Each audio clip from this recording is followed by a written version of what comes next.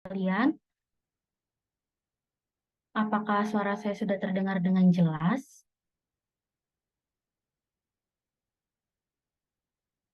Oke, saya share screen. Eh, Oke, mungkin sudah bisa terbaca slide-nya. Jadi terima kasih karena pada malam hari ini saya diberi kesempatan untuk boleh membawakan renungan dari buku Amanat kepada Orang Muda pasal yang ke-68 dengan judul Banyak Cabang-Cabang Pekerjaan. Namun sebelum kita belajar firman Tuhan lebih dalam, kita satukan hati dan pikiran kita di dalam doa. Allah Bapa yang bertata dalam kerajaan surga, terpujilah namamu ya Tuhan. Terima kasih atas penyertaan Tuhan, kami masing-masing boleh berkumpul pada Zoom meeting ini untuk boleh berbakti, memuji dan memuliakan namamu. Saat ini Tuhan, kami sudah siap untuk mendengarkan firman Tuhan. Kiranya Tuhan boleh urapi masing-masing kami, buka hati, telinga, dan mata kami, sehingga kami boleh mendengarkan firman dengan baik, dan terlebih khusus, melalui setiap firman yang kami dengarkan dan kami pelajari, ini boleh mengubah kehidupan kami menjadi pribadi yang lebih dekat lagi kepada Tuhan. Terpujilah namamu ya Tuhan, berkati hamba yang akan berbicara, kiranya Tuhan boleh memberkati hamba dengan kuasa-Mu, sehingga hamba boleh berbicara sesuai dengan kehendak Tuhan. Terpujilah namamu ya Tuhan, di dalam nama Yesus Kristus yang telah menjadi juru selamat dan penembus dari dosa. Amin. Jadi judul renungan amanat kepada orang muda kita pada malam hari ini yaitu banyak cabang-cabang pekerjaan. Kalau kita berbicara mengenai pekerjaan didasari dengan kata kerja, dan menurut Kamus Besar Bahasa Indonesia itu sendiri, kerja merupakan kegiatan melakukan sesuatu di mana ada yang dilakukan atau ada yang diperbuat. Gambar pada slide ini merupakan macam-macam pekerjaan yang pada saat ini sudah banyak sekali profesi-profesi. Bahkan gambar yang saya tunjukkan ini sendiri pun tidak dapat mewakili profesi-profesi yang saat ini ada. Karena pada waktu-waktu ini berbeda sekali dengan waktu-waktu yang telah lampau. Banyak sekali pekerjaan-pekerjaan atau profesi-profesi baru yang saat ini itu timbul. Dan pada bacaan kita pada malam hari ini dikatakan bahwa banyak cabang-cabang pekerjaan di mana orang-orang muda bisa mendapatkan kesempatan untuk menolong orang lain. Dan setiap orang mempunyai tempat dalam maksud Allah yang kekal. Masing-masing harus bekerja bersama-sama dengan Kristus untuk menyelamatkan jiwa. Jadi pada kutipan pada malam hari ini dikatakan bahwa banyak sekali cabang-cabang pekerjaan yang di mana pekerjaan-pekerjaan itu dapat kita gunakan untuk boleh menjadi perpanjangan tangan Tuhan untuk boleh menolong orang lain.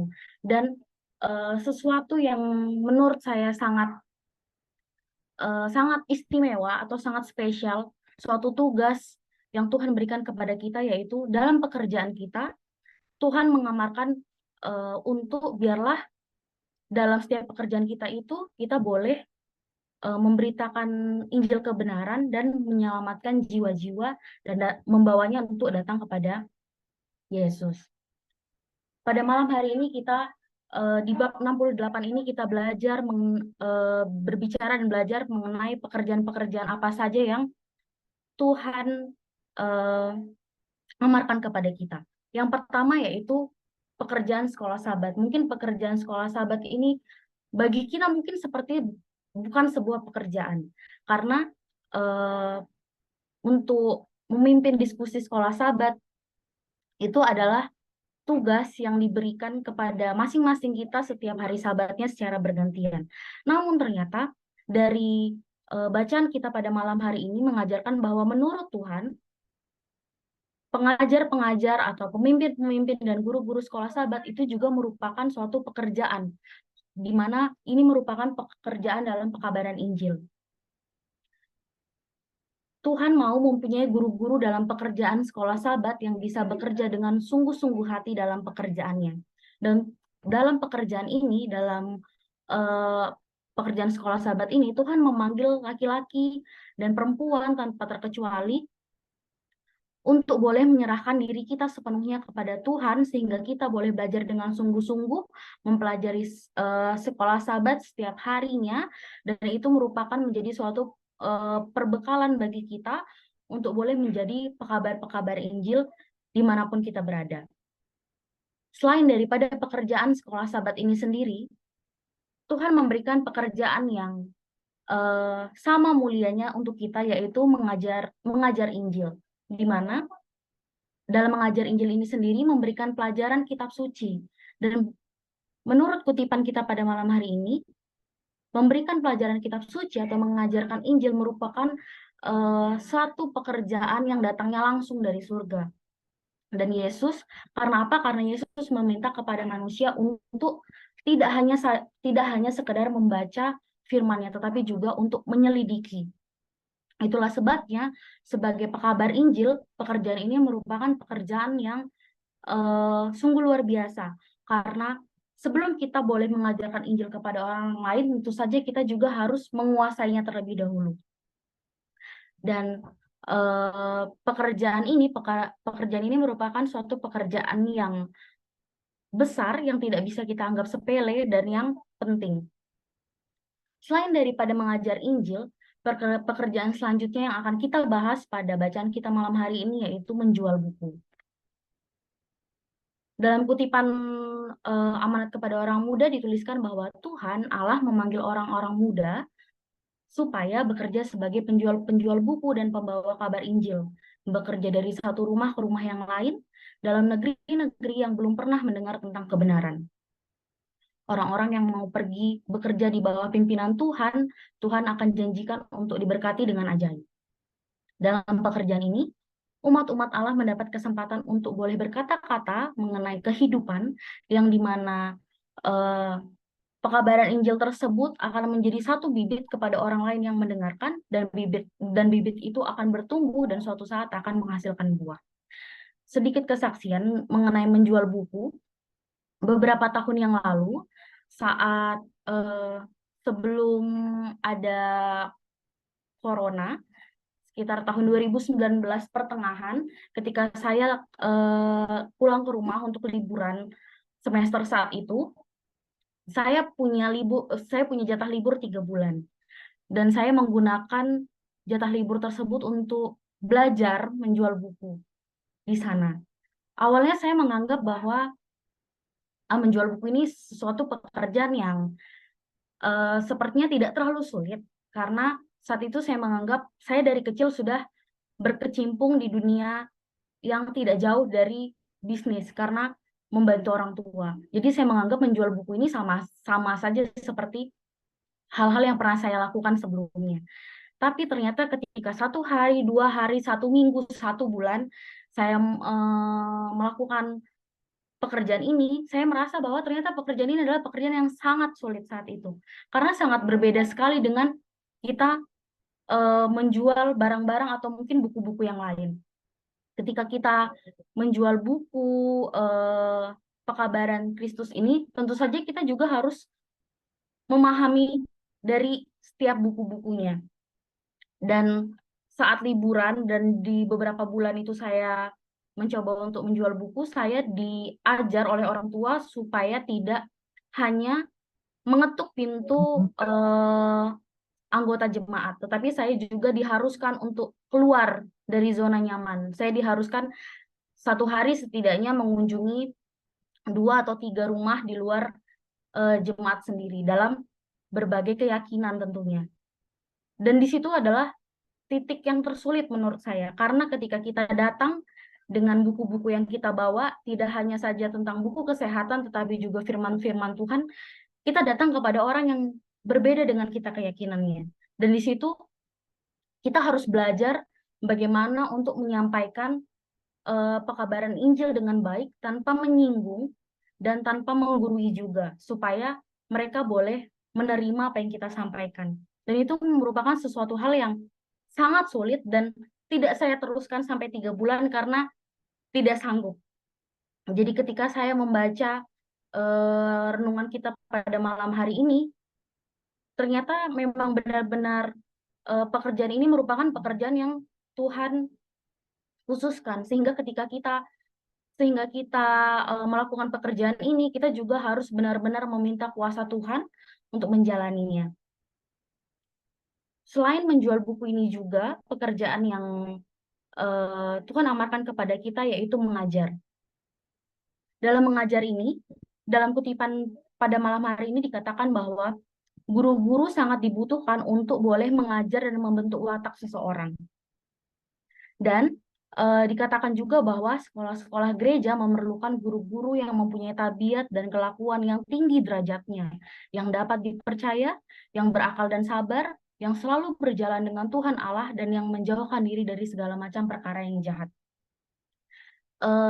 Mungkin di sini kita juga mengenal guru-guru dari sekolah Tuhan. Ada Mem Lydia, ada Mem Lili.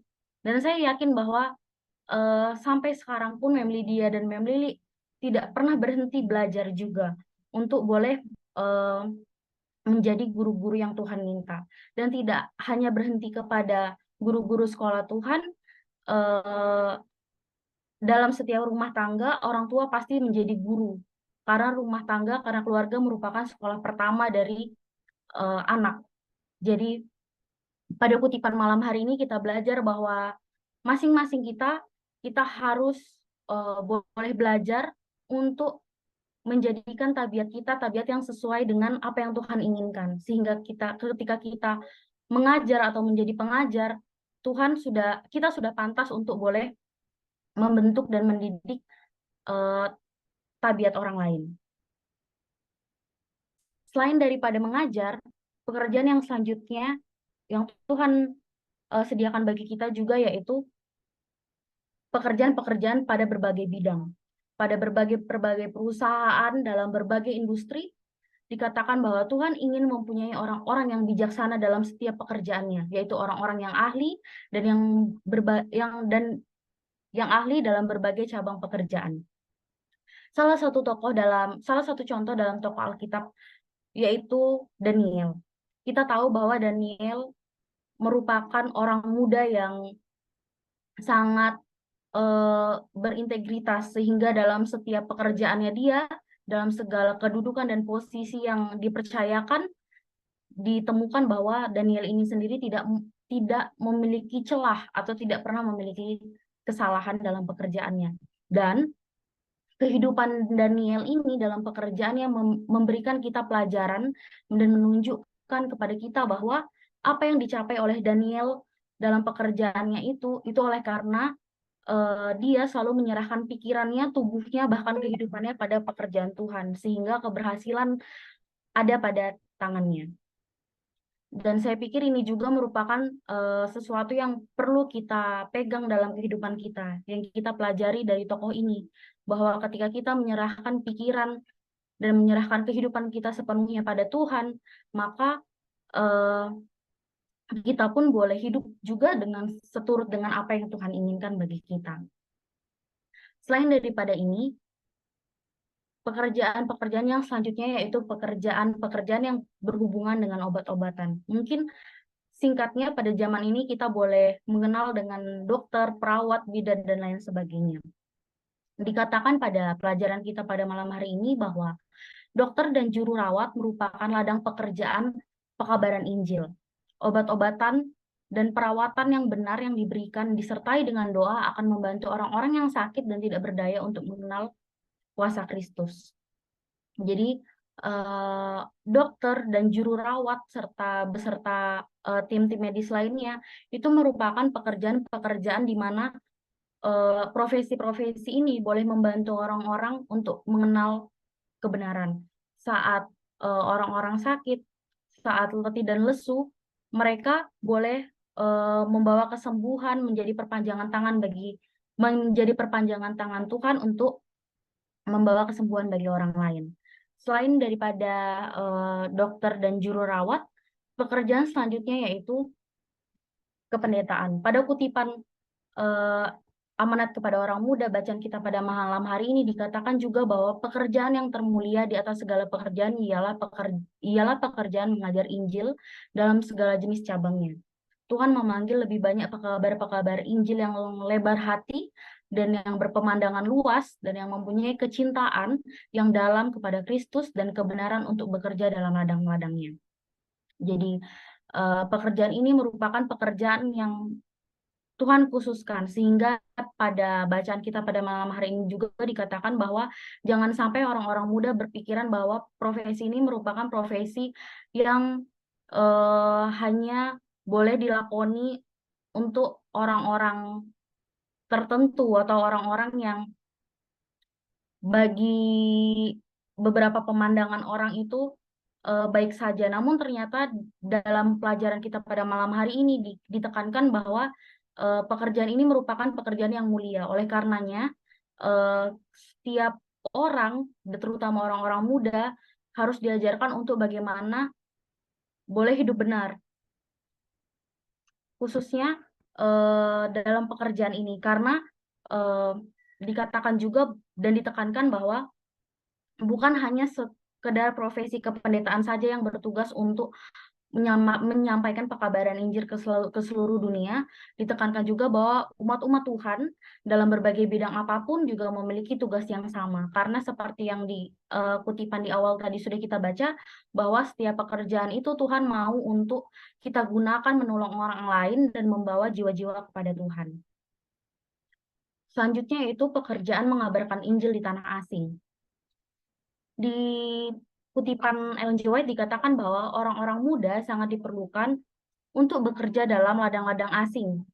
Jika umat Tuhan memakai waktunya dengan teliti, maka mereka akan bisa memperteguhkan kuasa pikirannya, serta mentahirkan dirinya dalam pekerjaan yang lebih berguna dan lebih luas. Jadi Tuhan menugaskan kepada kita juga untuk kita boleh membekali diri kita dengan baik, dan kita juga boleh sehingga kita boleh mengabarkan Injil ke tempat-tempat yang pada saat ini juga belum terjamah, untuk menyebarluaskan pekabaran Injil. Dan tidak hanya untuk orang-orang tua dan untuk orang-orang muda, ternyata Tuhan juga menjadikan anak-anak menjadi pekabar-pekabar Injilnya. Dikatakan bahwa anak-anak bisa menjadi pekabar-pekabar Injil yang baik. Mereka bisa dididik untuk melakukan pekerjaan mengabarkan Injil. Dan pada pelajaran pada malam hari ini di dalam buku Amanat kepada orang muda dikatakan bahwa orang-orang tua memiliki tugas yang sangat penting untuk boleh mendidik setiap anak di dalam rumah tangga untuk boleh menjadi pekabar-pekabar Injil yang baik. Jadi pada malam hari ini, khususnya pada Amanat kepada Orang Muda pasal yang ke-68, kita belajar bahwa segala macam pekerjaan yang kita lakoni, yang mungkin teman-teman orang muda saat ini sedang pelajari lebih lanjut di bangku pendidikan, jangan hanya kita gunakan untuk mencari kesenangan kita sendiri, karena Tuhan menugaskan kepada kita dan kita memiliki suatu tugas yang sangat istimewa, dan Tuhan mengamarkan agar di mana setiap pekerjaan yang kita lakukan itu semua boleh kita gunakan untuk boleh menolong orang lain, dan yang terlebih penting lagi kiranya setiap apapun yang pekerjaan yang kita lakukan itu semua boleh membantu pekerjaan Tuhan dan membantu untuk membawa jiwa-jiwa kepada Tuhan melalui pekerjaan-pekerjaan kita dan melalui kehidupan kita. Untuk mengakhiri renungan pada malam hari ini, saya mengambil ayat dalam Yesaya 12 ayat yang keempat, di mana berbunyi, pada waktu itu kamu akan berkata, bersyukurlah kepada Tuhan, panggillah namanya, beritahukanlah perbuatannya di antara bangsa-bangsa, masyurkanlah bahwa namanya tinggi luhur. Sekian renungan singkat yang dapat saya bawakan, kiranya firman ini boleh membuat kita untuk boleh bertumbuh kepada Tuhan hari demi harinya. Saya bawa firman ini dalam nama Tuhan Yesus.